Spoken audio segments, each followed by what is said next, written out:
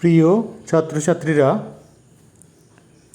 অনি study সেন্টারের পক্ষ থেকে সপ্তম শ্রেণীর ইতিহাসে পঞ্চম অধ্যায় মোগল সাম্রাজ্য বিস্তারিত আলোচনা করছি ক্লাসের বই থেকে। যেগুলো ইম্পর্টেন্ট আছে সেগুলোই শুধু বলবো, সব দরকার হয় না।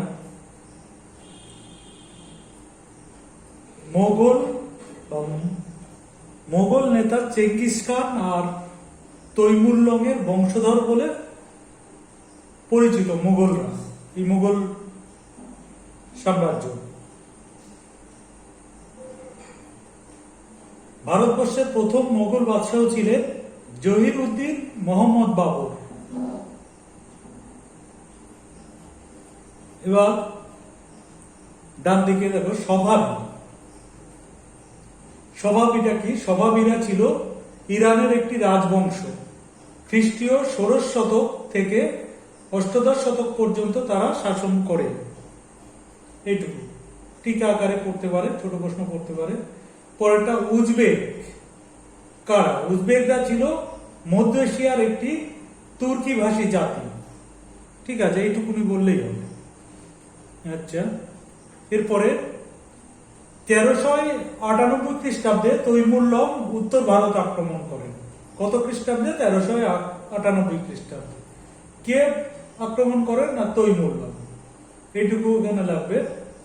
এরপরে 1494 খ্রিস্টাব্দে তৈমুরীয় বংশের বাবর মাত্র 12 বছর বয়সে ফরগনা প্রদেশের শাসনভার পান। তাহলে বাবর কত বছর বয়সে সিংহাসনে বসে? 12 বছর বয়সে। কত খ্রিস্টাব্দে? 1494 খ্রিস্টাব্দে। কোথায়? না, ফরগনা প্রদেশে। এইটুকু। এরপরে বাদশাহ কি? মুঘলরা সার্বভৌম শাসকের ক্ষেত্রে পাদশাহ অথবা বাদশাহ শব্দটি ব্যবহার করত। দিল্লির শাসকরা নিজেদের সুলতান বলতেন। দিল্লির শাসকরা নিজেদের কি বলতেন? সুলতান বলতেন। মুঘলরা এই সুলতান শব্দটি ব্যবহার করতেন কাদের ক্ষেত্রে? যুবরাজদের ক্ষেত্রে। এটুকুনি মনে রাখবে। এরপরে জাহাঙ্গীরের কি নাম ছিল? জাহাঙ্গীরের প্রথমে নাম ছিল সেলিম, সলিম। অনেক বই আছে সেলিম। এরপরে বাদশাহ কথা মানে কি? বাদশাহ বা পাদশাহ বা পাদিশাহ শব্দগুলি হলো ফার্সি। কোন শব্দ থেকে এসছে? ফার্সি শব্দ থেকে। ফরাসি আর ফার্সি তফাৎ আছে, কিন্তু উর্দুর সঙ্গে সম্পর্কযুক্ত শব্দ হচ্ছে ফার্সি। পাদ অর্থাৎ প্রভু এবং শাহ অর্থাৎ শাসক বা রাজা। এ দুটো মনে রাখবে। পাদ শাহ কথার অর্থ কি? প্রভু এবং রাজা। খুব শক্তিশালী শাসক বোঝাতে একসঙ্গে দুটি শব্দ ব্যবহার করা হতো, এই পাদ শাহ। 1507 খ্রিস্টাব্দে বাবর কাবুলে থাকার সময় পাদশাহ উপাধিটা নেন। তাহলে কত খ্রিস্টাব্দে? 1507 খ্রিস্টাব্দে। কোথায় থাকার সময়? কাবুলে থাকার সময়। কে উপাধি নিয়েছিলেন পাদশাহ? বাবর নিয়েছিলেন। এগুলো মনে রাখবে, তাহলে সব প্রশ্নের উত্তর দিতে পারবে। এরপরে সার্বভৌম শাসক কথার অর্থটা কি? সার্বভৌম শাসক বলতে বোঝায় সর্বভূমির উপর যার আধিপত্য, সমস্ত জমি জায়গার উপরে যার আধিপত্য, সে হচ্ছে সার্বভৌম শাসক। এইটুকু বললেই হবে এখান থেকে। এরপরে মুঘল সাম্রাজ্য স্থাপন আর বিস্তার, তাদের যুদ্ধ কৌশল কেমন ছিল সেগুলো নিয়ে। পানিপথের প্রথম যুদ্ধ কত খ্রিস্টাব্দে হয়? 1526 খ্রিস্টাব্দে। কে করেন? বাবর করেন আফগানদের বিরুদ্ধে। আচ্ছা, এরপরে মুঘলদের রণকৌশল কেমন ছিল? পানিপথ ও কানোয়ার যুদ্ধে বাবরের রণকৌশল একদিকে কামান ও বন্দুকধারী সৈন্য এবং অন্যদিকে দ্রুতগামী ঘোড়াসওয়ার তীরন্দাজ বাহিনী, এই দুইয়ের যৌথ আক্রমণের উপর নির্ভরশীল। দেখো এখানে এই কামানের ব্যবহার কিন্তু বাবরই শুরু করে ভারতবর্ষে। তুরস্কের অটোমান তুর্কি সেনাবাহিনী 1514 খ্রিস্টাব্দে চলদিরানের যুদ্ধে পারস্যদের রাজশক্তি সভাবিদের সেনাবাহিনীকে পরাস্ত করে। তাহলে চলদিরানের যুদ্ধ কবে হয়েছিল? 1514 খ্রিস্টাব্দে। এরপরে 1528 খ্রিস্টাব্দে জামের যুদ্ধ হয়েছিল। জামের যুদ্ধ কত সালে যদি পড়ে দেখতে হবে 1528 খ্রিস্টাব্দে। এই জামের যুদ্ধে সভাবিরা উজবেকদের হারিয়ে দেয়। এরপরে খানোয়ার যুদ্ধ কত সালে হয়েছিল? 1527 খ্রিস্টাব্দে। সালগুলো অবশ্যই নোট করে রাখবে এবং এগুলো বারবার পড়বে, মনে থাকবে। মেওয়ারে রানা সংগ্রাম সিংহ রাজপুতদের নেতৃত্ব দেন। কানোয়ার যুদ্ধে রাজপুতদের পক্ষে কে নেতৃত্ব দেন? রানা সংগ্রাম সিংহ। এই যুদ্ধ শুরু হওয়ার আগে বাবর মুঘল যোদ্ধাদের বলেন এই যুদ্ধ তাদের ধর্মের লড়াই। তাহলে বাবর আর রানা সংগ্রাম সিংহের মধ্যে কানোয়ার যুদ্ধ হয় কত সালে? 1527 সালে। তারা হলেন ধর্মযোদ্ধা বা গাজী। ধর্মযোদ্ধাদের আর একটা নাম গাজী বলা হয়। আসলে এভাবে তিনি সকলকে জোটবদ্ধ করার চেষ্টা করেছিলেন। উত্তর ভারত থেকে বাবরকে হটানোর জন্য কয়েকজন মুসলমান শাসকও রাজপুতদের সঙ্গে যোগ দেন। কাজে এই যুদ্ধ ধর্মীয় যুদ্ধ ছিল না। বাবরকে এক কথায় এখানে অর্থাৎ উত্তর ভারতে রাজত্ব করতে দেবে না বলে সবাই সংঘবদ্ধ হয়েছিল। এরপরে ঘরঘরার যুদ্ধ, এটি হয়েছিল 1529 খ্রিস্টাব্দে। এই আফগানদের বিরুদ্ধে বাবর এই যুদ্ধ করেন। আফগানদের সঙ্গে যোগ দিয়েছিলেন বাংলার শাসক নসরত শাহ। তাহলে এই ঘরঘরার যুদ্ধে নসরত শাহ বাংলার শাসক, তিনিও কিন্তু যোগ দিয়েছিলেন। এই যুদ্ধে জিতলেও বাবর বিহারে পাকাপাকি ভাবে অধিকার কায়েম করতে পারেননি। এরপরে বাবরের পুত্রের নাম হচ্ছে হুমায়ুন। এই একটা কথা তোমরা সবাই জানো, বাবা হলো আবার জ্বর সারিল ঔষধে। বাবা অর্থাৎ বাবর, হলো অর্থাৎ হুমায়ুন, জ্বর অর্থাৎ জাহাঙ্গীর, আবার অর্থাৎ আকবর। বাবা হলো বাবর, হুমায়ুন, আবার আকবর, জ্বর জাহাঙ্গীর, সারিল শাহজাহান, ঔষধে ঔরঙ্গজেব। এই পরপর, এটা মনে রাখলে, পরপর এই মুঘল সম্রাটরা শাসন করেছিলেন। বাবরের পুত্র হুমায়ুন, তিনি বাবরের পরে সিংহাসনে বসেছিলেন। এরপরে মুঘল আফগান দ্বন্দ্ব। মুঘলদের দুই প্রধান বিরোধী শক্তি, একটি ছিল রাজপুত আর একটি ছিল আফগান। হুমায়ুন পরপর দুবার শের খানের কাছে পরাজিত হন। একবার 1539 খ্রিস্টাব্দে বিহারের চৌসার যুদ্ধে, এটা মনে রাখবে, চৌসার যুদ্ধ কবে হয়েছিল? 1539 খ্রিস্টাব্দে। কার কার মধ্যে হয়েছিল? হুমায়ুন আর শের খানের মধ্যে।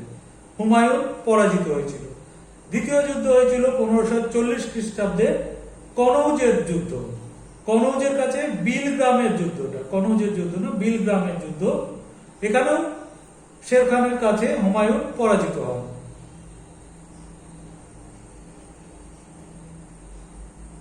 আচ্ছা, দিল্লি আগ্রায় শের খান শাহ উপাধি নিয়ে সম্রাট হন। তাহলে শাহ উপাধি কে নিয়েছিলেন? শের খান নিয়েছিলেন।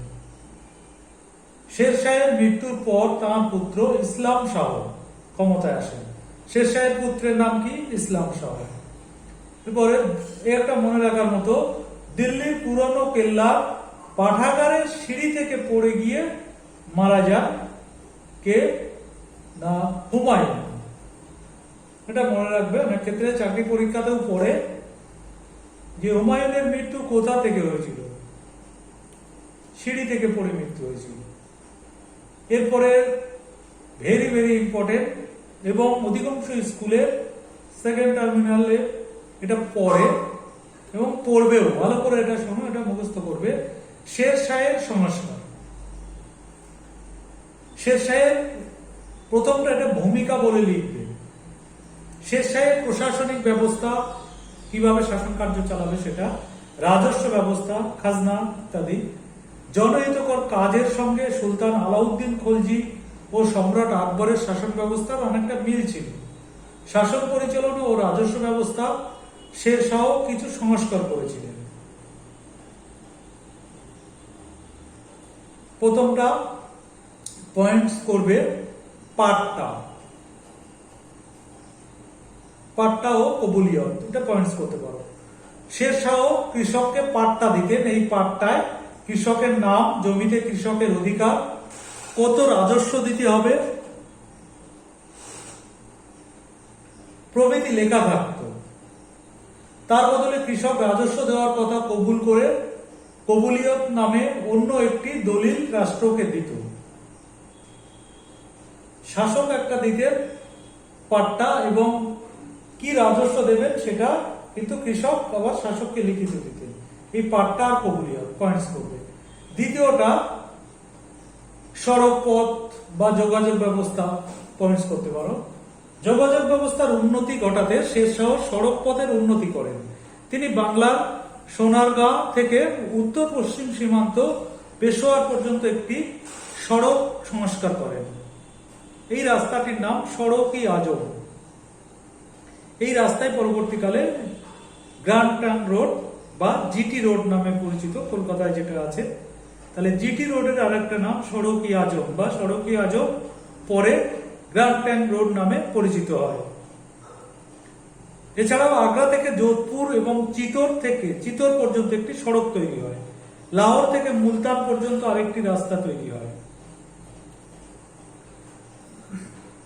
এরপর সরাইখানা, পয়েন্টস করবে। পথিক ও বণিকদের সুবিধার জন্য রাস্তার ধারে ধারে অনেক সরাইখানা তৈরি করা হয়েছিল।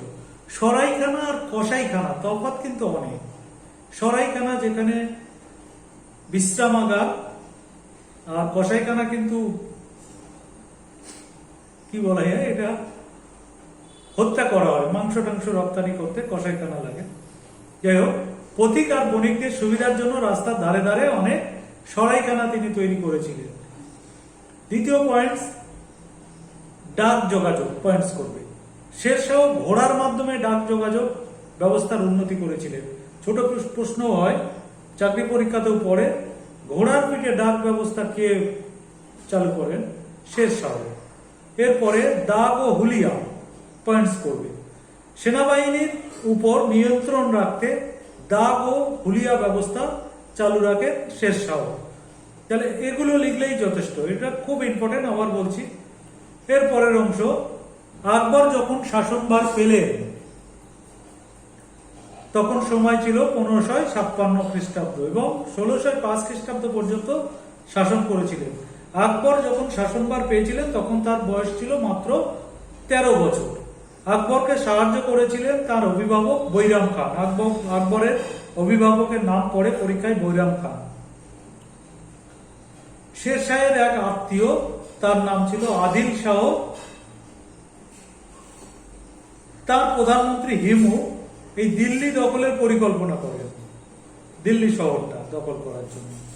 বৈরাম খানের সাহায্যে আকবর 1556 খ্রিস্টাব্দে পানিপথের দ্বিতীয় যুদ্ধে আফগানদের হারিয়ে দেয়। তাহলে এই একটা প্রশ্ন কিন্তু, পানিপথের দ্বিতীয় যুদ্ধ কবে হয়? 1556 খ্রিস্টাব্দে। কাদের মধ্যে? না, এটা বলতে হবে যে আকবরের অভিভাবক বৈরাম খান সঙ্গে আদিল শাহের হিন্দু সেনাপতি হিমুর সঙ্গে যুদ্ধটা হয়েছিল 1556 খ্রিস্টাব্দে। এরপরে রাজপুত রাজাদের নিরাপত্তা ব্যবস্থা খুব গুরুত্বপূর্ণ ছিল চিতর দুর্গ। 1568 খ্রিস্টাব্দে আকবর চিতর জয় করেন। তাহলে আকবর কবে চিতর জয় করেন? 1568 খ্রিস্টাব্দে। উদয় সেনের ছেলের নাম কি? রানা প্রতাপ সিংহ। 1576 খ্রিস্টাব্দে হলদিঘাটের যুদ্ধে আকবর রানা প্রতাপকে পরাজিত করে। একটা হলদিঘাটের যুদ্ধ কবে হয়? 1576 খ্রিস্টাব্দে। কার কার মধ্যে হয়? আকবরের মধ্যে রানা প্রতাপ পরাজিত হন। এরপরে রানা প্রতাপের রাজধানী কি ছিল? রাজধানী ছিল কুম্ভলগড়। খুব ইম্পর্টেন্ট প্রশ্ন, কিন্তু খুঁটিয়ে প্রশ্ন হলে এসব প্রশ্নগুলো করা হয়। রানা প্রতাপের রাজধানীর নাম কুম্ভলগড়। এরপরে আকবরের দরবারে বহু বিশিষ্ট মানুষদের মধ্যে 9 জনকে একত্রে বলা হতো নবরত্ন। এই নবরত্ন কাদের বলা হয়? এদের মধ্যে একজন ছিলেন বীরবল। বীরবলের জন্ম হয় মধ্যপ্রদেশের একটি ব্রাহ্মণ পরিবারে। তার নাম ছিল মহেশ দাস। তাহলে বীরবলের প্রথম নাম ছিল মহেশ দাস। মধ্যপ্রদেশের একটি ব্রাহ্মণ পরিবারে তার জন্ম। আকবর তার নাম দেন বীরবল। তার বুদ্ধির জন্য তার নাম এই বীরবল দেওয়া হয়, এবং তাকে রাজা উপাধিও দেওয়া হয়, বা তিনি আকবরের সময় ওয়াজির আজম বা প্রধানমন্ত্রীও হন। খুব ইম্পর্টেন্ট, মনে রাখবে। এরপরে আকবরের আমলের একজন বিখ্যাত ঐতিহাসিক, খুব গুরুত্বপূর্ণ, এটা আবুল ফজল আল্লামী। অনেক বইয়ে আছে শুধু আবুল ফজল, তোমাদের বইয়ে আছে আবুল ফজল আল্লামী, এটা পুরোটাই বলবে নামটা। তার লেখা গ্রন্থের নাম হচ্ছে আকবরনামা। তার লেখা গ্রন্থের নাম কি? আকবরনামা। আরো একজন এই সময়কার মুঘল যুগের আর একজন ঐতিহাসিক ছিলেন আব্দুল কাদির বদাউনি। তার লেখা বই হচ্ছে মুনতাখাব উত তারিখ। এই দুজন নাম মনে রাখবে। এরপরে আকবরের মৃত্যু হয় 1605 খ্রিস্টাব্দে, এটা পড়বে। আকবরের ছেলে ও উত্তরসূরি জাহাঙ্গীরের সময় বাংলার স্থানীয় হিন্দু জমিদার ও আফগানরা মুঘলদের বিরুদ্ধে বারবার বিদ্রোহ করেছে। এই বিদ্রোহীরা একসঙ্গে 12 ভূঁইয়া নামে পরিচিত ছিলেন। এই 12 ভূঁইয়া কাদের বলা হয়? এদের মধ্যে উল্লেখযোগ্য প্রতাপাদিত্য, চাঁদ রায়, কেদার রায়, ঈশা খান প্রমুখ। এটা মনে রাখবে, 12 ভূঁইয়া কাদের বলা হয়। এরপরে শাহজাহানের শাসনের শুরুতেই দাক্ষিণাত্যে খান জাহান লোধি বিদ্রোহ করেন। তাদের মধ্যে অর্থাৎ এই সময় শাহজাহান যে সিংহাসন দখল করেছিলেন, শাহজাহানের ভাইদের হত্যা করে, এই শাহজাহানের পরে ঔরঙ্গজেব বাদশাহ হয়েছিলেন। ঔরঙ্গজেব তার ভাইদের হত্যা করে দারা, শিকম, মুরাদ এই ভাইদেরকে হত্যা করে ঔরঙ্গজেব সিংহাসনে বসেন। তার শাসনকাল 1658 খ্রিস্টাব্দ থেকে 1707 খ্রিস্টাব্দ পর্যন্ত। এই সময় দাক্ষিণাত্যের বিজাপুর ও গোলকোন্ডা অনেক চেষ্টায় মুঘলদের দখলে আসে। তাহলে দাক্ষিণাত্যের বিজাপুর আর গোলকোন্ডা অনেক চেষ্টার পরে মুঘল শাসনে আসে। কার চেষ্টায়? ঔরঙ্গজেবের চেষ্টায়। কিন্তু তিনি হয়তো দক্ষিণ ভারতে অনেক বৈচিত্র্য বাড়িয়েছিলেন, কিন্তু তার সময় থেকে মুঘল সাম্রাজ্যের অবক্ষয় শুরু হয়। সেগুলো কেমন না, তার সঙ্গে মনসব পাওয়া নিয়ে অভিজাতদের মধ্যে রেষারেষি তৈরি হয়। এর জন্য আস্তে আস্তে পতনের দিকে যায়। কৃষি ব্যবস্থায় কিছু সমস্যা দেখা দিয়েছিল। মথুরার জাট কৃষকরা ও হরিয়ানার সতনামী কৃষকরা বিদ্রোহ করে। শিখ এবং মারাঠাদের মতো আঞ্চলিক শক্তি মুঘল শাসনের বিরুদ্ধে প্রতিরোধ গড়েছিল। রাজপুতদের সঙ্গে সংঘাত এবং দাক্ষিণাত্যে একটানা চলতে থাকা যুদ্ধে সাম্রাজ্যের আয়তন যেমন বেড়েছিল, সমস্যাও বেড়েছিল। এইভাবে আস্তে আস্তে মুঘল সাম্রাজ্যের পতন ঘটে। আজ এই পর্যন্ত। তোমাদের যদি ভালো লাগে অবশ্যই একটা লাইক দিও এবং তোমাদের বন্ধুদের জানার জন্য শেয়ার করে দিও।